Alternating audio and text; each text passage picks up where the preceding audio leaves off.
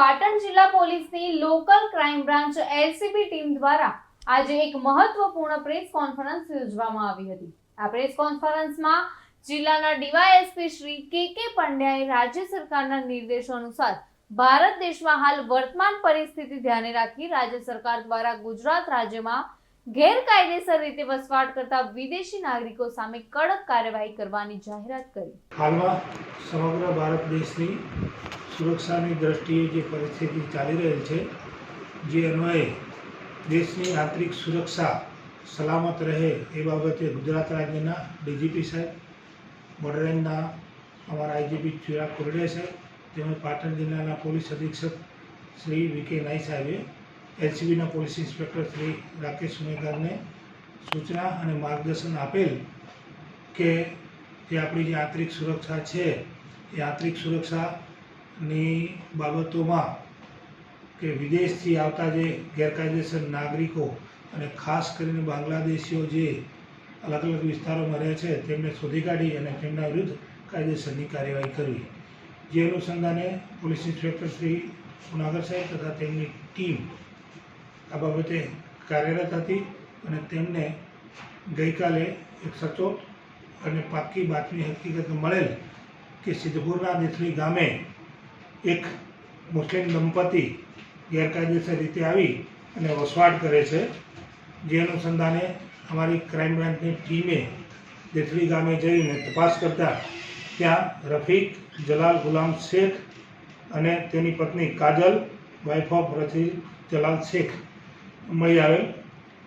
આ બંને છે એ બાંગ્લાદેશના પુરુલિયા વિસ્તાર ચાકચોડી બજાર એરિયામાંથી આવેલ છે અને આમણે ઘૂસણખોરી 2010 અને 2012ની આસપાસ કરેલ છે। મળી આવતા આમની પાસે ભારત દેશનો પાસપોર્ટ અથવા તો ભારત દેશમાં પ્રવેશ કરવાના કાયદેસર વિઝા અને અન્ય જે ડોક્યુમેન્ટ માગતા તેમની પાસે કોઈ જ ડોક્યુમેન્ટ મળી આવેલ નહીં, જેથી સ્પષ્ટ ફલિત થતું હતું કે આ બંને બાંગ્લાદેશી દંપતી છે એ ભારતમાં ગેરકાયદેસર રીતે ભારત બાંગ્લાદેશની બોર્ડરથી ઘૂસણખોરી કરી અને હાલમાં આપણા દેશમાં વસવાટ કરી રહે છે। આ બંને મળી આવતા એમની વિરુદ્ધ ધ ફોરેનર્સ એક્ટ 1946 મુજબ ગુનો દાખલ કરવામાં આવેલો છે અને આમની મૂવમેન્ટ છે એ રિસ્ટ્રિકેશન કરવા માટે નામદાર કોર્ટમાંથી ઓર્ડર મેળવવામાં આવે છે અને આ બંનેની મૂવમેન્ટને હાલ રિસ્ટ્રિકેટ કરવામાં આવેલ છે। આ બંને આરોપીઓની જોઈન્ટ ઇન્ટ્રોગેશન પણ કરવામાં આવેલ છે અને જોઈન્ટ ઇન્ટ્રોગેશનમાં તપાસમાં એવું ખુલેલ છે કે જે આ પુરુષ છે રફીક જમાલ એ 2012માં ઘૂસણખોરી કરી સૌપ્રથમ એ પહેલાં પૂના, ત્યારબાદ મુંબઈ અને અમદાવાદના વિવિધ વિસ્તારોમાં રોકાઈ અને છેલ્લા 6 મહિનાથી દેથલી મુકામે રોકાયેલ છે અને હાલમાં એ કલર કામની મજૂરી કામ કરી રહેલ છે।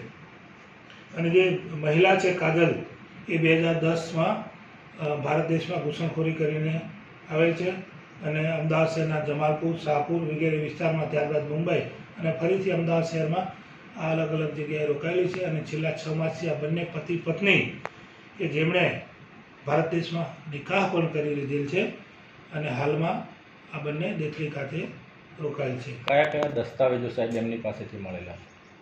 રફીક જે શેખ છે પુરુષ, તેની પાસેથી આધાર કાર્ડ અને લગ્નનું સર્ટિફિકેટ છે એ ભારત દેશનું મળી આવેલ છે અને જન્મનો દાખલો છે એ બાંગ્લાદેશનો મળી આવેલ છે।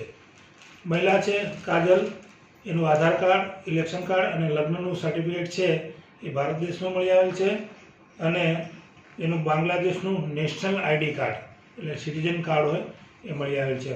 આ બંને દેશના એની પાસે ડોક્યુમેન્ટ્સ છે એ મળી આવેલ છે। કેટલા દસ્તાવેજો સાચા અને ખોટા?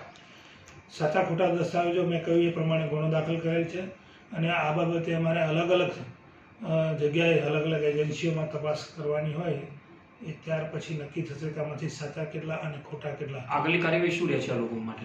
આગળની કાર્યવાહી આ ગુનાની તપાસ દરમિયાન જ્યારે જરૂરિયાત જણાય ત્યારે નામદાર કોર્ટમાંથી ઓર્ડર મેળવીને આ બંનેની મૂવમેન્ટ છે એ રિસ્ટ્રિકેટ કરવામાં આવેલ છે અને જ્યારે એવું લાગશે કે આ બંને ઘૂસણખોરો છે એ આપણા દેશમાં અનવોન્ટેડ છે તો એમને બાંગ્લાદેશ ડિપોર્ટ કરવાની કાર્યવાહી કરવામાં આવશે। જિલ્લામાંથી કેટલા બાંગ્લાદેશીઓ અત્યાર સુધી ઝડપાયા છે. અત્યાર સુધી જિલ્લામાંથી 4 બાંગ્લાદેશીઓ પકડાયેલ છે અને 4 વિરુદ્ધ કાર્યવાહી ચાલુમાં છે. કોઈ નાણાકીય વ્યવહારો કે એ અંગેની તપાસ શરૂ કરેલી ખરી? હાલમાં તપાસ છે, પ્રાથમિક તબક્કામાં છે. ડોક્યુમેન્ટ, નાણાકીય વ્યવહારો, કોઈ ગેરકાયદેસર સંસ્થાઓ સાથે આમના સંપર્કો વગેરે બાબતે આમની તપાસ થશે. એક વખત આમનું જોઈન્ટ ઇન્ટ્રોગેશન થઈ ગયું છે. ફરીથી જરૂર પડે એટલી વખત જોઈન્ટ ઇન્ટ્રોગેશન કરી અને તમામ મુદ્દાઓની તપાસ કરવામાં આવશે. સ્થાનિક લોકો કે વ્યવસાય કયા વ્યવસાય સાથે જોડાયેલા હતા? જે પુરુષ છે એ કલરકામના વ્યવસાય સાથે જોડાયેલ છે અને મહિલા છે પ્રાથમિક તબક્કે એવું જાણવા મળેલું છે કે મજૂરી કામના વ્યવસાય સાથે જોડાયેલી છે. પ્રકાશ રાવલ સાથે ચક્રવાત ન્યૂઝ પાટણ.